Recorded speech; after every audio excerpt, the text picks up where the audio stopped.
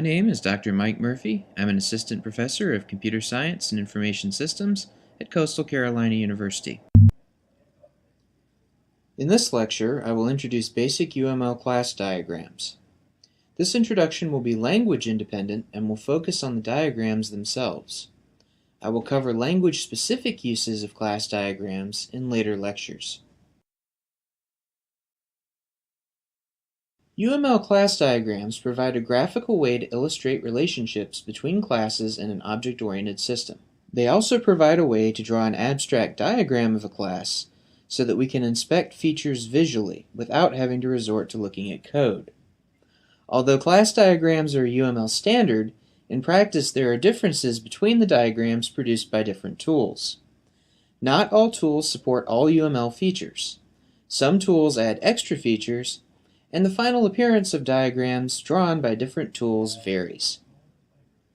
Certain UML tools are capable of round-trip engineering, which means they can draw UML class diagrams from existing code and generate program code from UML models. Generated code provides templates of classes that programmers can finish. The ability to perform round-trip engineering depends upon having a programming language the tool can parse, or upon having a UML class diagram model in a format the tool can use.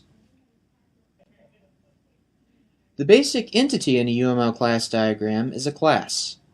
Classes are represented in the simplest case by boxes containing the class name. Here we have a sample class named Hello World, represented by a rather underwhelming box. In object-oriented designs, the data members of a class are often called fields. Class fields are listed in a UML diagram between two horizontal lines under the class name, inside the box representing the class. The first character in the field name gives the field scope, a plus sign for public scope and a minus sign for private scope. There are other scopes, which are represented by other symbols, but remember that different implementation languages support different scopes. Different programming languages also use different type systems. In the pure case, UML class diagrams can be drawn to be language independent. In practice, however, most UML class diagrams have language-dependent semantics, which include the type system used in the target language. In this example, the Hello World class has one field, a private member named Message, which is of type message with a capital M. The capitalized message refers to another class, named Message, of which message with a lowercase m is an instance. Methods, or member functions in C++ speak, go below the class fields in the bottom section of a class box. These methods are functions that are members of the class, which can be called to operate on instances of objects. Static methods, or methods that can stand alone without having to be called from an instance of a class, are underlined. The same scoping and typing conventions are used for methods as are used for fields. As with fields, the exact semantics tend to vary from tool to tool, with each tool using a slightly different format. In this example, we have added 5 methods to our class, all of them public. We have setter and getter methods for the underlying message, setMessage and getMessage, respectively. The class also has a mechanism to display the messages using the speak method. 2 of the methods are special. The first of these is the Hello World method, which represents the class constructor. The second is the underlined main method, which is a static method that implements a main driver program for the object-oriented system. Relationships between classes in UML class diagrams are represented by lines connecting the classes together. These relationships fall into 2 general categories: generalization relationships, which show inheritance between classes, and association relationships, which show how instances of classes relate to each other. Each relationship in a class diagram can have multiplicity numbers assigned at one or both ends of the line connecting the classes. Multiplicities can consist of a single number, such as the number 1, or a range of numbers separated by 2 dots. If the range is unbounded, the second value after the dots is a star instead of a number. Multiplicity values specify how many instances of a class are involved in a relationship. As an example, if a relationship between classes foo and bar has a multiplicity of 1 on the foo side and 0 ... star, or just a single star by itself, on the bar side, that relationship specifies that for every single instance of foo, there can be 0 or more instances of bar in the relationship.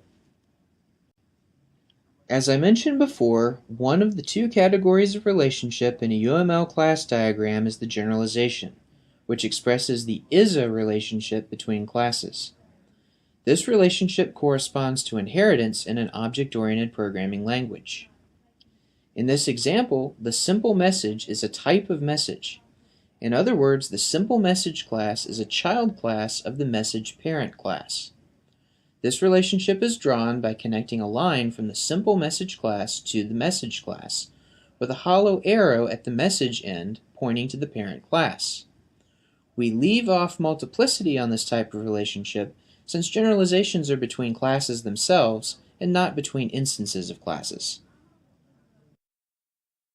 The first type of association relationship that I will describe is the aggregation relationship. An aggregation is a weak type of has-a relationship between class instances, in which an instance of one class provides a collection of instances of other classes. It is important to note that aggregation relationships are considered weak has-a relationships because the instances that are collected by the collecting class can exist independently from the collecting class. In practice, this means that we create instances of various classes and then add those instances to the collection, typically with a dedicated method in the collector. For example, here we have a multi-message class that acts as a collection of message instances, as indicated by the relationship with the hollow diamond at the multi-message end. Multi-message provides a method, addMessage, to add an instance of a message to the collection. This instance is already created elsewhere in the code before the addMessage method is called to add it to the collection. If we want a class to contain instances of other classes without having to manage collections, we can use a composition relationship. A composition is a type of association that expresses a strong has-a relationship between classes. In a composition, a class instance contains one or more instances of another class, and those instances are created or destroyed by the containing class. It is important to understand this key distinction between an aggregation and a composition. With an aggregation, we create instances to add to the collection, then add them to the collection. With a composition, the instances are normally created in the class constructor for the composing class and destroyed by the destructor of the composing class. There are no methods to manage the collection of composed instances. Graphically, the composition relationship is represented by a filled diamond at the composing instance end of the relationship, as shown in this example. Here we have a double message composing instance that contains two instances of simple message. As shown by the multiplicity of the relationship, each instance of double message has exactly two simple message instances contained within it. These simple message instances will be created whenever an instance of the double message class is created, and both simple message instances will be destroyed with the double message.